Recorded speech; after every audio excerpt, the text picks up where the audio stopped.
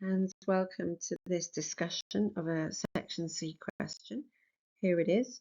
In comedic literature, opposites are set up, contrasted, and always reconciled.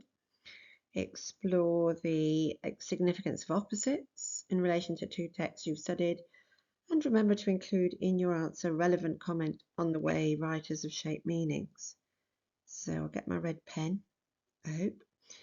And as we know, you'd always put in your head in IOBE and poetry.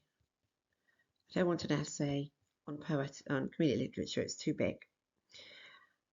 So number one, that's the first thing to look at, that's the first task, the significance of opposites. And I'm going to change significance. I've changed it to dozens of things. I'm in the minute of in the mood for meanings. Explore the meanings created by opposites. I think I've taken to what do the opposites tell us. Oh, I like that one. I still like that one. I'm just putting W to stand for what do the opposites tell us about gender, race, class, sexuality, drama itself, love, human beings, any of those big themes. What do the opposites tell them about them in relation to our two texts? And then I would look up at, oh, they're set up, contrasted. Are they always reconciled? That's one of those keywords. So I'm most likely to say, yeah, come on, there's loads of opposites. They're not, presumably they're usually reconciled to make a happy ending, but maybe not always, I might say. And then this last bit is yada yada, yeah, of course. That.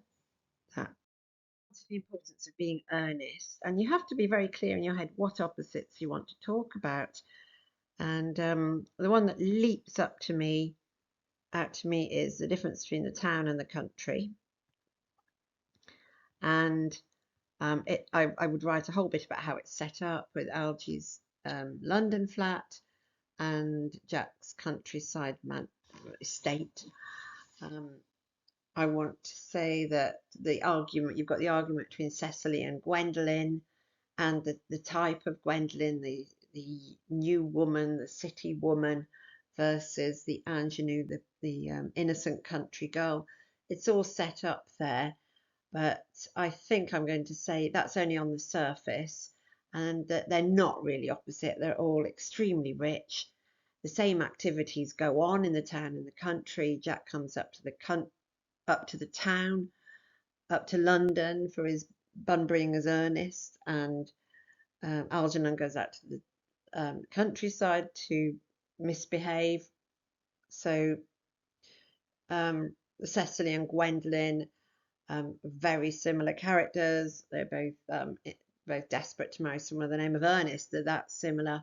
So there are, maybe in order to mock the way this happens in drama, there are ostensible or sort of, I'm not saying that very well, on the surface level, there are contrasts which are reconciled, but on closer inspection, it's the world of the elite, and nothing really changes. Oh, I think I made it in the end. The next slide. Oh, hold on, I'm just trying to turn on to my next slide. Oh, do I have to do that? I am. And I think anything with a plot in it is great for Tam. And although this question on opposites always being reconciled doesn't sound like a plot, it sort of is. What's going to happen? And so the one I would do would be Tam, and his opposite being his wife, Kate. And she's set up as the antagonist to his fun lifestyle, to his hard drinking, hard playing, very enjoyable lifestyle, and that I'm encouraged. I'm assumed to be male, listening and reading. I'm encouraged to enjoy Tam's life, and I'll give you all the details of that pub, and I'll give you all the details of his normal life that's set up at the beginning. And that his wife is other and outside, and she's angry, and she's full of advice and knitting her brow, nursing her wrath to keep it warm.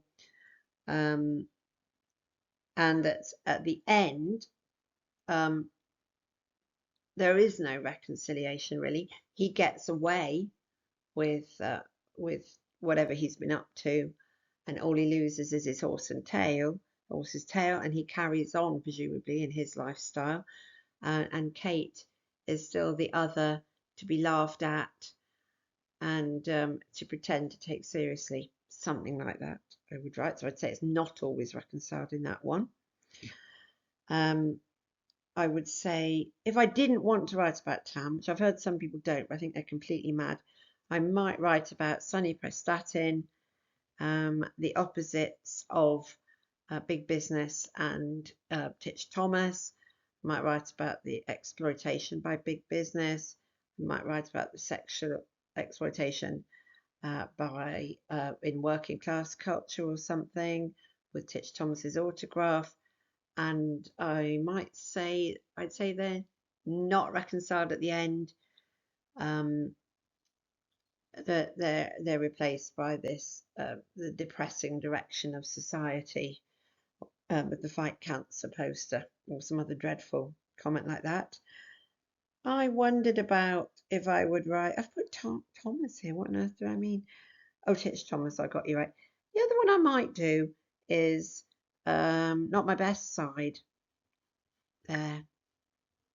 I don't know. I think I could write about the dragon and the knight, that they should be opposites, but they've got a very similar knowing voice, and they're reconciled each to their fate. The dragon knows he has to die and come back. He just wished he looked better. The knight is more, very happy with his fate and insists it's going to happen. There's an acceptance of the way our culture is portraying them. So the only thing I have to say now is there was one of the protest ones was about contrasting worlds, a real one. And the main thing that held people back was they just didn't say, you've got to be very clear what you're saying the opposites are or what the contrasting worlds are. And that was a past paper, and there's lots of questions, there's lots of proper answers on that one. So be absolutely crystal clear in your mind. What's the opposite? Is it reconciled? What's that telling me about? Well, I've got gender with Tam. I'm going with class with the importance of being earnest. Get on to the higher level. Okay, good luck with it all.